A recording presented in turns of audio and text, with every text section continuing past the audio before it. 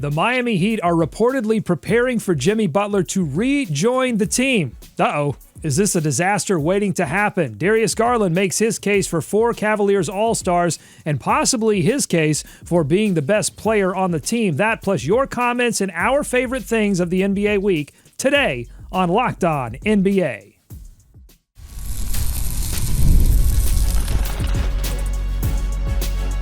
You are Locked On NBA, your daily NBA podcast. Part of the Locked On Podcast Network, your team every day.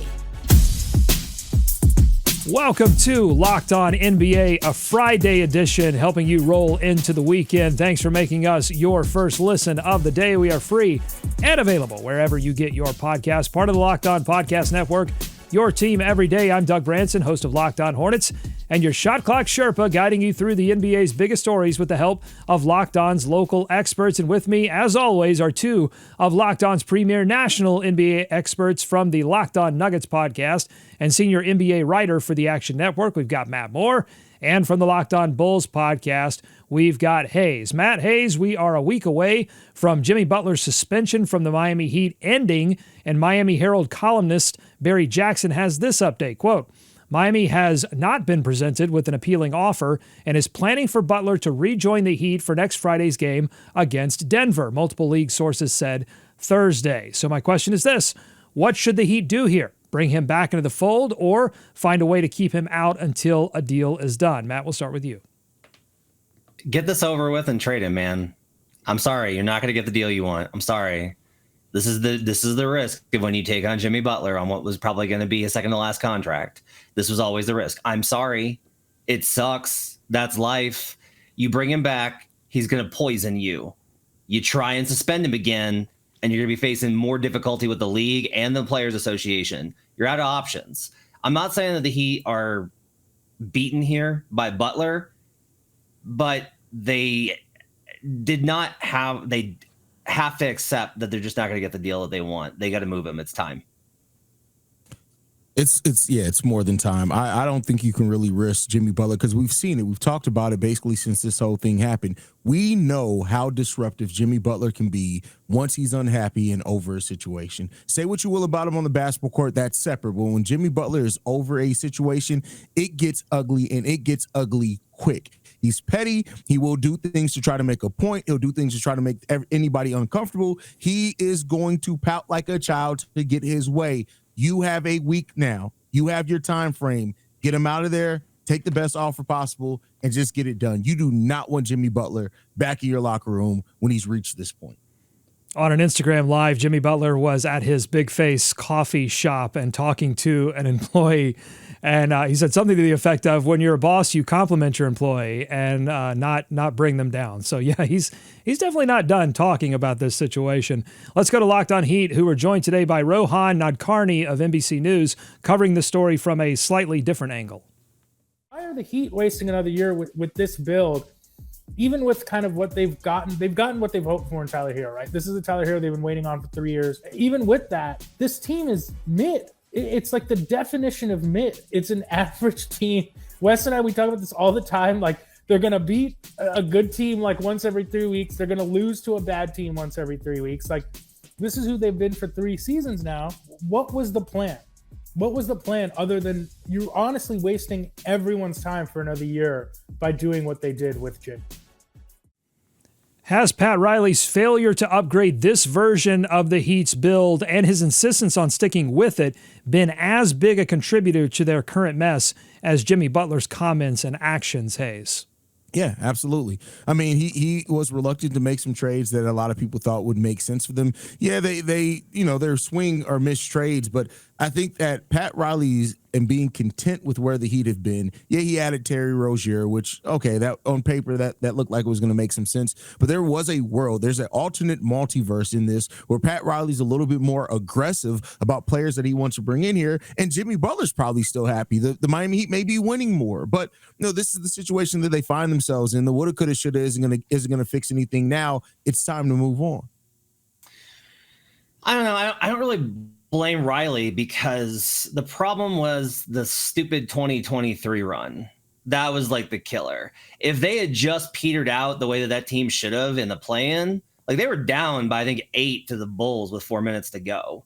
Like if they just lost that game, then Riley's probably like, all right, it's time to shift. But instead they make the finals on a fluke run with Gabe Vincent shooting like 80% from 3 and Caleb Martin playing like a legend. And so they buy themselves, you talk yourself into these things. You're like, no, we can do it. This works. And no, it doesn't. This team is mid. That's why you're in the play-in. Like you have 82 games to figure this out. You were in the play-in tournament 2 years in a row.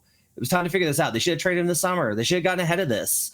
The problem for them is that Tyler's not good enough to be the best player on a team, a championship team. And that's what Riley wants, is a championship team. He could be the best player on a playoff team. He kind of is right now.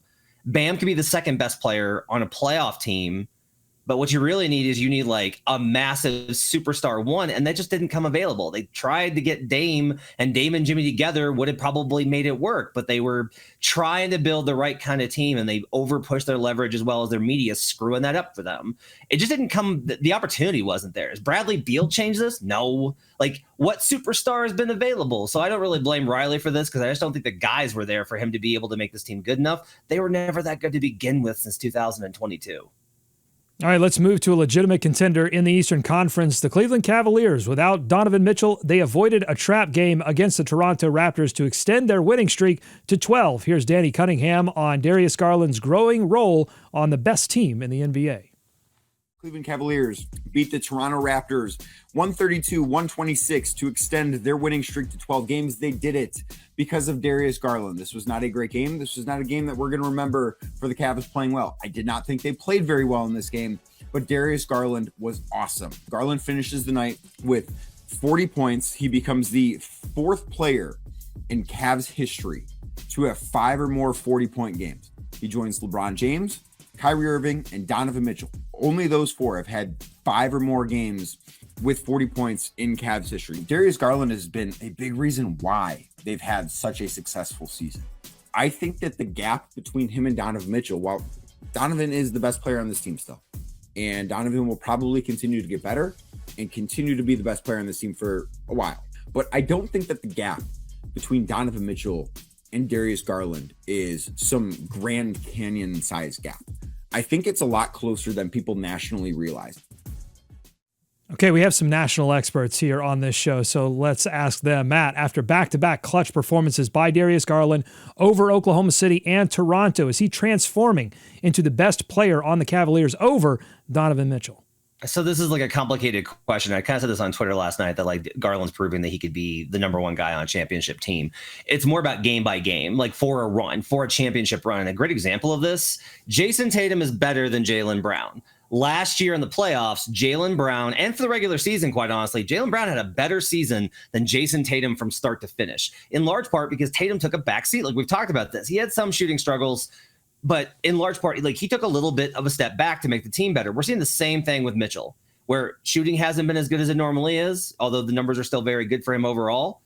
But he's taken a step back, and Darius has filled that gap. Like that, I think, is a good comparison here, where the gap between Jalen Brown and Jason Tatum exists, but it's not massive. And so I think Danny's right in that aspect. The question is just going to be, I will say, like, you got to make sure that you don't go too far. Donovan Mitchell has 50-point playoff performances. Like, Donovan's done the thing and Darius hasn't. And until we get there, we got to be cautious about not going too far with it.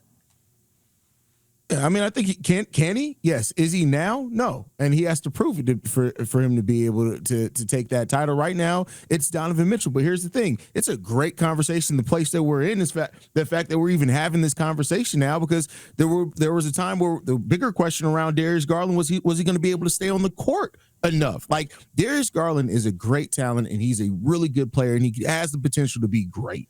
And that's a really good place to be in. And in the ideal world is that you have both of those guys and they're interchangeable. And then eventually, as Donovan Mitchell maybe starts sliding or whatever, if that happens anytime soon, Darius Garland's at the height of his powers. Darius Garland still has a lot of development that he still has left to do. Yeah, he's in his 6th year now in the NBA, but he's still only 24 years old.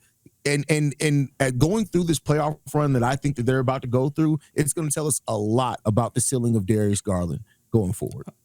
All right, a lot more to get to here on Locked On NBA. Coming up, Darius Garland is filling gaps for the Cleveland Cavaliers, but he's on the record. He wants to fill the gaps of the NBA All-Star rosters with 4 Cavaliers. I'm going to ask Matt and Hayes if they agree. Do the Cavaliers deserve 4 All-Stars? That's coming up on Locked On NBA. This is a message from our sponsor, Intuit TurboTax. Are you tired of the endless waiting, wondering, and worrying about your taxes? I know I am. Well, now that's a thing of the past. You see, taxes don't need to be complicated or stressful. TurboTax is here to change the game by matching you with a TurboTax expert who can get to work on your return right away. No more waiting for answers, no more wondering if you're missing out on deductions. Whether you've got one form or 20, TurboTax experts give your taxes their undivided attention while you get real-time updates on their progress so you can focus on what really matters. You won't have to lift a finger, but you'll get the peace of mind knowing that your taxes are being handled by the pros. Ready for stress-free taxes and the most money back guaranteed? Head over to TurboTax.com today and get matched with your expert who's ready to take your taxes off your plate so you can focus on your day. Only available with TurboTax Live full service, real-time updates only in the iOS mobile app. See guarantee details on TurboTax.com/guarantees. More Locked On NBA ahead. Thanks for making Locked On NBA your first listen every single day. Your favorite NBA team has a free and daily newsletter. Go to LockedOnDaily.com, subscribe, and stay up to date with our local expert analysis and amazing writing from Katie Heindel, Mike Shearer, and Locked On Fantasy Basketball tips from Josh Lloyd. The Cleveland Cavaliers haven't exactly been quiet with their thoughts on how many players Cleveland should have representing them in the All-Star game, and neither is Danny Cunningham. Let's head back out to the host of Locked On Cavs. Jarrett Allen has been good enough, especially the last couple of weeks. I think he's been good enough to warrant being named an All-Star for the second time in his career. He's been one of the best centers in the league. We know Donovan Mitchell is going to start the All-Star game. Now, the conversation with Jarrett Allen is not over. I think the conversation with Darius Garland should be over as far as being an All-Star. I think the conversation with Evan Mobley should be over as far as being an All-Star. Jarrett Allen, I think, is the guy up for debate. All right, the second All-Star returns are in, and Donovan Mitchell holding on to the second starter spot in the Eastern Conference. Hayes, are the Cavaliers deserving of 4 All-Stars, and can you make the case for Jarrett Allen's inclusion?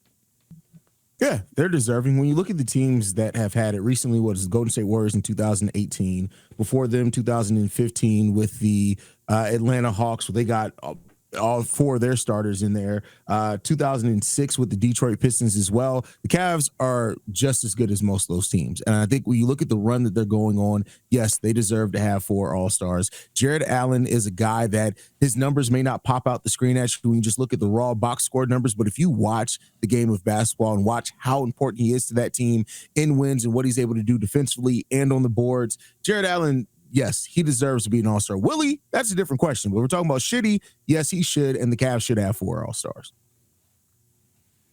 For me, it's always about like who are you leaving out? Like that's the whole problem with these selections. Is like, all right, you want him in? Who are you going to leave out? Right? I think Mobley's in. I think that one's a reserve. Okay, Towns has to start. Towns and Giannis have to, with Tatum, have to start. The question I think is going to be kind of Jalen Johnson versus Jarrett Allen. And if not, it's like one of the guards. Like, are you okay with a guy like Trae Young not making it? Are you okay with Franz Wagner missing it because of the injury, right? Because Franz kept them upright for 2 months of the season for a top 3 seed in the East or a top 4 seed in the East. Like, that's tough, right? Like, Cade Cunningham's got to be in it. This is one of the problems with the public voting thing is LaMelo Ball is going to be a starter for the Hornets. We don't know. Now, the media, I mean, we still got to see a media vote and a player vote. We don't know.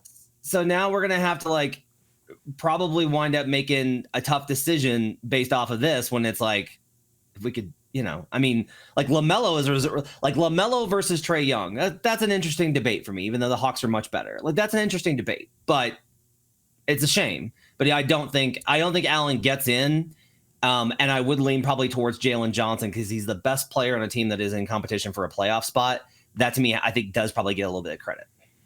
I don't know if the Cavaliers actually want 4 All-Stars because I was looking at the list of teams. You mentioned a few of them, Hayes. We could throw in the 62 Celtics, the 75 Celtics, the 83 76ers, the 98 Lakers, the 06 Pistons, I think you mentioned them, and then the 11 Boston Celtics, Pierce, Garnett, Allen, and Rondo.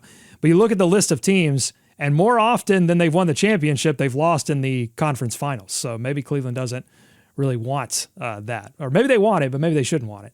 All right, let's move on. Next topic. The Philadelphia 76ers announced that rookie Jared McCain would be out for the season, rehabbing his injury. McCain was a hot shooting surprise rookie of the year candidate early in the season. Matt, who should be on top of the rookie ladder right now for rookie of the year? Who's on top of your ladder? Pass. Sorry. It's not an option. It's bad. It's bad.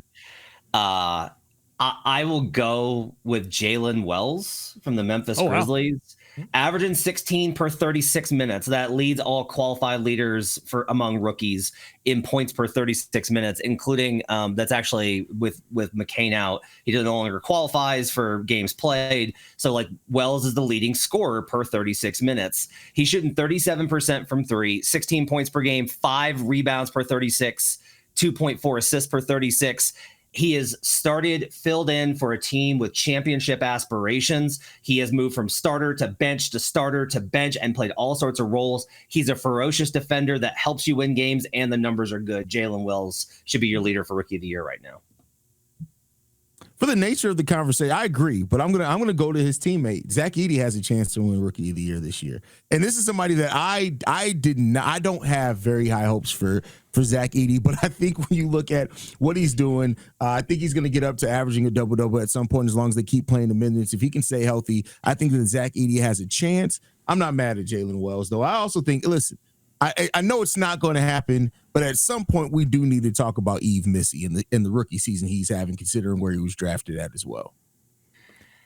Yeah, I don't really know. Like, I like Yves. I'm just like, really, he's like the best. Like, he's been the best rookie, where it's like he has a lot of problems that I expect him to have with his size. Like, they put him in an unfair position. Like, if Yves was coming off the bench, he'd be in such a better position. He's getting trucked by all these guys that he should not be having to play against. Edey's averaging 10 points per game, and like they're worse with him on court than off, and the Grizzlies don't really need him. Like, I just look at it and I go, I wish this were to sometimes. It's okay for you to put it. If somebody's putting up great numbers on a bad team, that's totally fine because they're like the most outstanding player. But in the absence of that, I do wish that we considered a little bit more of, you have to have some level of production, but who's actually making the team better as a rookie, which is so hard to do. And for me, it's Wells. I just think that Wells has done such a better job. By the way, second in points per game right now is Alex Sarr from the Wizards. Good God, this rookie class. Well, yeah. So, I mean, draft experts warned us that class was not great. But are you surprised that none of that, like Ricochet, Shepherd, a lot of people are high on Shepherd, and you've got Stephon Castle, who's been generally healthy for San Antonio. You're surprised none of these guys have made a statement to this point. I mean, I think Castle's been pretty good. Like, if let's say that we remove all the stats stuff and you ask me who's been the best rookie that you've seen, my answer is Wells and then Castle. A little MVR, most valuable rookie. Yeah, like Castle, I think really makes a lot of plays that pop out to me when I watch him. Like, he stands out to me. Edey, I'm always like, all right, another hook shot versus bench unit, cool. But like Wells does a lot of stuff that I think is like high, like really actually legitimately impactful. Ricochet is probably the sneaky one that's actually really good. Like, he's fourth in points per game, averaging 16 per 36. So he's right there. The shooting numbers are terrible, but we've never judged rookies on shooting badly. So I don't know if that matters. I think Ricochet's been pretty good. I wouldn't be mad if Ricochet won it. I think Ricochet, Castle, and Wells would probably be my top three right now. Hayes, last question here for this segment. We haven't checked in on the Philadelphia 76ers in a while since they were making a lot of waves early in the season. Joel Embiid, a lot of drama there. They're 15-20. They obviously need to win some more games. They're a little bit more healthy than they were at the beginning of the season. But Paul George is making a lot of lists for most disappointing player this season. What's your view of Paul George? Do you think there's a hope for a turnaround in Philadelphia with George? I mean, I do hope that there's I do think the Philadelphia 76ers are going to take the 10th seed very soon because the Bulls have a 5-game homestand and we suck at home. But is Paul George going to turn it around is the question there. I'm going to bet on the side that, yeah, he eventually figures out. I think this Philadelphia 76ers team is eventually going to click, and they're going to go on some like 6-8 game winning streak to really kind of start separating themselves. This is how I view it. Maybe it's a lot of hope coming there because I like Paul George as a player, and I really do hope that he can turn this thing around. It's mostly shooting with George. Like if you look at it, he's got a 25% assist hit rate, which for among fours is 85th percentile. Like these are stats, but if you look at kind of the impact numbers, like PG's been okay. He just can't shoot. He's shooting 39.7% from mid range. That's 39th percentile league wide. He's shooting 34% from 3-point range, 33.5. That's 34th percentile. League wide, these numbers are via dunks and threes. So when you really, if you're just trying to like look at it from a number standpoint, and like I agree, he doesn't look good. I agree, he doesn't look like he's making an impact. But some of the stuff is kind of positive. I think it's more worrisome that like Yabusele and Oubre have been more impactful players than him this year. That's a problem. And I think the best games this season are ahead of PG. But we're running out of time here, and that's getting really concerning. Not only for this season and their chances, but that contract. If he starts out like this and he gets older, what does that look like for them? It's scary times, I think, a little bit. Yeah, he's been decent at the rim, just hasn't been shooting the 3-point shot very well. And, you know, he just happens to be bad at the thing that Philadelphia probably needs a little bit more than anything else, because Locked On Sixers would be quick to point out that he has been an impact player for them defensively as well. All right, coming up on the Locked On NBA podcast, we're going to get to some of your comments. I've been teasing this for a couple of weeks now, asking you to leave your comments in the YouTube section. So as Matt Moore takes a big sigh, we're going to do it anyway. We're going to mow on and get to your comments and your favorite things. And I know Matt has a great one for that. So stay tuned. Locked On NBA. Today's episode of Locked On NBA is brought to you by Rocket Money.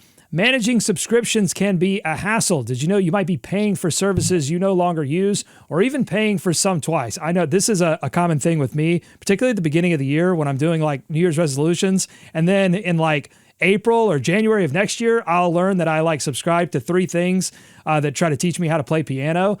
So that's where Rocket Money comes in. They simplify your finances and help you stay in control. Rocket Money is a personal finance app that tracks and cancels unwanted subscriptions, monitors your spending, and even negotiates to lower your bills. With everything in one place, you can finally get a clear picture of your finances and start reaching your goals.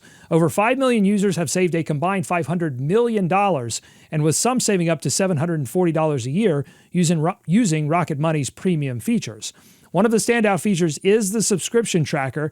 It identifies and cancels subscriptions you don't want anymore with just a few taps. Plus, the goals feature helps you set aside money for the future effortlessly, taking the stress out of budgeting. Take charge of your finances today with Rocket Money. Cancel unwanted subscriptions and start saving. Go to rocketmoney.com/lockedon. That's rocketmoney.com/lockedon. rocketmoney.com/lockedon. More Locked On NBA ahead. Back here on Locked On NBA, thanks so much for making us your first listen. And maybe you make us your first comment of the day. We've been getting a lot of comments on our episodes here on YouTube, so I wanted to share a few of them and get Matt and Hayes' take on them. The first one we have is from B. Kernahan, who says who commented in response to our segment on whether the NBA super team era is over or not. Says this: teams that have 3 guys making 50 to 60 per year does not work. As a Pacers fan, we have 2 making about that, Halliburton and Siakam, and it worries me already. If the Pacers try to add one more guy like Jimmy Butler, they will eventually be cellar dwellers for about 5 years. So once again, fans getting worried now that their teams are paying too much for too many players. Matt, what's your thought on that? Great work for the owners if you can get it. Rig a system in which you can't pay to compete, and then you don't get blamed for it. Your front office does. People want stars. Like, they want stars. You want the best players on your team, but you can't have them now. Like, you can only have, and what's really worrisome is we're going to wind up with these teams that are 2 great players and a bunch of like okay ones, because you need 2 great players to compete, but you can't fill out the roster any better. I continue to believe that the NBA and NBPA need to get in a room as early as this summer. They won't, but they need to get in a room as early as this summer and be like, okay, we can amend some stuff on this. I understand this is a CBA. Let's not reopen the entire thing. Let's just reopen a little bit of the apron rules, because this has gone a little bit psycho. Hey, I think I lost my train of thought. My bad. I agree with Matt there. When you look at overall the CBA and how that's going to affect teams going forward, it just comes down to teams learning how to better plan. And that's just what it comes down to. You can't just throw money at every situation anymore, like teams used to, because just being willing to pay the luxury tax bill, that only is going to get you so far going forward. Yeah, now it's going to hurt your ability to build that team further. Yeah. All right, next one, Hot Take 8940. You ready for this one, Matt? We got a commenter named Hot Take 8940 commenting on our episode on if OKC and Cleveland was a potential finals preview, writes this: I have my doubts either team make the finals. They are both very good teams, but the playoffs are a very different animal. Both will have proven teams on their side of the bracket, respectively. The Celtics are coasting, and a beast will awaken late in the season in the West like normal. Hayes, are you in agreement with that comment? Are we making too much of OKC Cleveland as a finals preview? No. Look at the pace that these teams are playing on. Are we making too much of it? Like we said in the episode that it's unlikely to actually happen, but you can absolutely call this a finals preview. Look at the pace these two teams are playing on. Like, come on, man. Some people just want to be different to be different. Everything for me is probability, right? So it's a matter of, if you say doubt, okay, is there a better than 50% chance that we don't have the Cavs in the finals? Is there a better than 50% chance that we don't have the Thunder in the finals? And history kind of suggests that maybe he's right. That like we just usually don't get these kind of things. What I will say is, I was looking at this morning, simple rating system is just point differential versus strength of schedule. How good were you versus the how tough a team you played? The Thunder are on pace for the third best in all time. Number 1, number 2, number 4, number 5, number 6 won the title. Like, you have to put them there. Cleveland's under the hood numbers, a little bit shakier. I think it's absolutely possible. I'll say this: if it's Boston, Cleveland in the conference finals, I'm going to take Boston. I don't like the matchup. I just don't know if Boston's going to get there. So we'll see what happens. I think the West is a little bit weaker. I'm more confident in OKC making it than Cleveland right now. Matt, last week I heard you on another program talking about last week or the week before, I heard you talking about the NBA as it relates to the college football playoff system and ranking teams that would make it in such a system. But I'm wondering, we saw the first round of that college football playoff result in the top 4 teams all dropping out. Like if you look at the top 4 teams in the NBA right now, Cleveland, Boston, Oklahoma City, Houston just picked up a big win against Memphis and separated themselves there last night. But which of those teams do you think is in most danger of facing that same fate that we saw in the college football playoffs?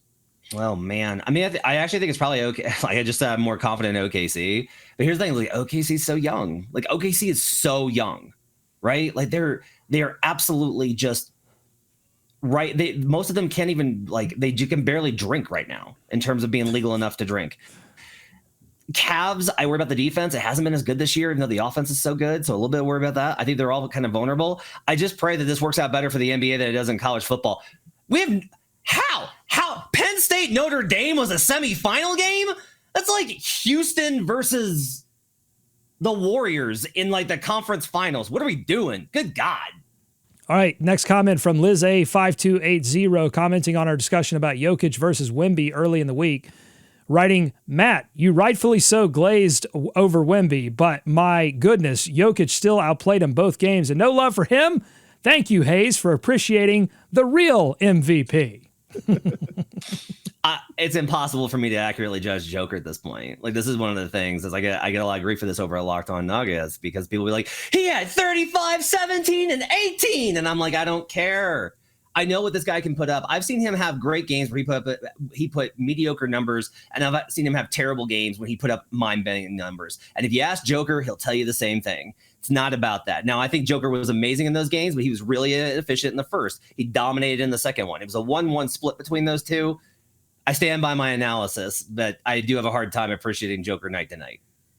All right, final comment here. Actually, a couple of comments on an episode from last week when Matt went off on Boston. I think he went off on LaMelo Ball and the Minnesota Timberwolves in the same episode. It was a trifecta episode for Matt Moore going off on things. Just Hiss 222 says, Matt is so unhinged. I love it. 3 laugh cry emojis. E-Ray Petro comments, Matt, let us know how you really feel. Laughing, crying emoji. Doug and Hayes level things out. Great episode. Guys, we're forming a dynamic. This is good. I love it. That thing, if you can't spot the blank, you're the blank. It's like this, that's like me, where it's like, if you can't spot the psycho, guess what? You're the psycho. Speaking of psychos, Joe Mazzulla usually ends up in one of our favorite things of the week. Let's see if he does again. This is something we do every Friday. Favorite things of the NBA week. Matt Moore, go. Cade Cunningham on Thursday night had the best missed free throw I've ever seen. He launched it right at the rim, right at just at the top of it. You can actually hear it on the replay, bounce off of it and hit the backboard, and he goes up to grab it. It was so good, the refs couldn't believe it, so they whistled it, assuming that he had missed the rim, which is a violation, and it would have been Warriors ball. But it wasn't. If they'd allowed it, then he had a wide open Simone Fontecchio who was standing out of bounds. But it would have been an absolutely incredible play. They got the ball back. I just want to shout out, go watch it. Kay's missed free throw is the best thing I've seen this week. The weird way it came off of his hands, it was like a trick pool shot. It was amazing. It's the coolest missed free throw I've ever seen. Hilarious. Hayes, what's your favorite thing of the week? The Cavs OKC thing. I'm going straight board on this one. It just, that game was so fun. I've watched that game twice in its entirety. I went back and watched it yesterday. That game was really, really good. And I think for a time where I've tuned in some games and I've just been like, oh my God, is the fourth quarter over with yet? That was such an entertaining game. All right, for me, every week, Joe Mazzulla until the end of time. I always have something, and Joe Mazzulla, head coach of the Boston Celtics, he always steals it, and he did again late in this week. NBA player Brandon Jennings wondered aloud on Gilbert Arenas' podcast if Jason Tatum was the softest superstar in Boston Celtics history. Celtics head coach and psychopath Joe Mazzulla was talking about it on Boston Sports Radio and said, quote, "First thought was, that's when you use one of your coins," Mazzulla said. "That's a coin. If you are confused by this, he's referencing an alternative universe that he imagined earlier in the season where everyone gets 5 coins that they can use to physically fight whoever they want." This is the quote from him. "What if we all walked around with 5 coins, right? And at any point in time, you can just hand one out and you just challenge a guy to combat. If you do pull a coin on a guy and he beats you up, that's your fault. You've got to either train harder or pick and choose your coins better." Joe Mazzulla is creating lore. He's like the George R.R. Martin of the NBA. He's creating alternate universes. What is happening? My favorite thing is he says challenge him to combat. Not combat. A fight, not combat. What a psycho. What an absolute psycho. Find yourself someone in life that you love the way Doug Branson loves quotes from Joe Mazzulla. That's my advice to you. I love it. You know what, too? I'm starting to think that Joe Mazzulla can only coach the Boston Celtics. He might not be able to coach any other team because they've taken to this in a way that resulted in a championship. And I'm not sure if you put him in charge of the Kings, if it would all work out. I think he has a mentality that is unique, and it takes a unique set of players to respond to that. It's crazy. I think you can evaluate a lot of guys in the NBA by how they would respond to Joe Mazzulla stuff. Jared Allen would just be like, he'd be just locked in on it the whole time. Be like, yep, nope, I get it. Versus LeBron James would be like, yeah, what are you talking about? Right. You can evaluate guys based off of that. All right. If you like what you heard today, subscribe to Locked On NBA wherever you get podcasts, including on YouTube. Comment on our videos. You might hear your comment on a future episode. Thanks for making Locked On NBA your first listen. Enjoy this weekend's action. Be kind to each other. And we're going to see you right back here next week on Locked On NBA.